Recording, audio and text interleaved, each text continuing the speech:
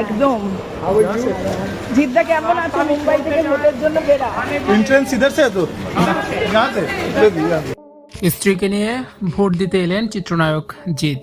গণতন্ত্রের উৎসবে সামিল হতে সুদূর মুম্বাই থেকে কলকাতায় পা রেখেছেন টলিউড কিং জিৎ। আজ সকালে ভবানীপুর এলাকায় নিজস্ব ভোট কেন্দ্রে স্ত্রী মোহনা মাদনানিকে সঙ্গে নিয়ে ভোটাধিকার প্রয়োগ করলেন এই মেগাস্টার তারকা দম্পতিকে এক নজর দেখতে সকাল থেকে বুথের সামনে উপচে পড়া ভিড় লক্ষ্য করা যায়। বর্তমানে নিজের আসন্ন প্রজেক্টের কাজে মুম্বাইয়ে ব্যস্ত রয়েছেন অভিনেতা জিৎ। তবে নাগরিক দায়িত্ব পালনে তিনি যে কতটা সচেতন তা আজ আবারও প্রমাণ করলেন। এদিন খুব সকালে স্ত্রী মোহনাকে নিয়ে তিনি ভোট কেন্দ্রে পৌঁছান। ভিডিওতে দেখা যায় খুব সাধারণ পোশাকেই ধরা দিয়েছেন সুপারস্টার জিৎ। অফ হোয়াইট রঙের ক্যাজুয়াল শার্ট, কালো ট্রাউজার্স এবং চোখে সানগ্লাস, সব মিলিয়ে তার সিগনেচার লুকে তাকে বেশ ফুরফুরে মেজাজে দেখা গেছে।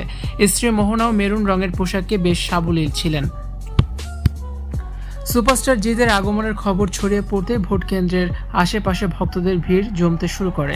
ভোট দিয়ে বেরিয়ে আসার সময় উপস্থিত সাংবাদিক ও সাধারণ মানুষের উদ্দেশ্যে হাত নেড়ে অভিবাদন জানান তিনি।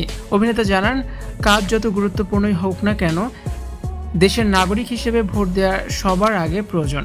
জিতের কথায়, আমাদের প্রত্যেকের একটি করে ভোটই আগামী ভবিষ্যৎ নির্ধারণ করে, তাই এই সুযোগ হাতছাড়া করা কোনোভাবেই উচিত নয়। ভাইরাল হওয়া ভিডিওতে দেখা যায় বুথে প্রবেশের সময় ভক্তদের সেলফির আবদারও হাসি মুখে মেটান জিৎ।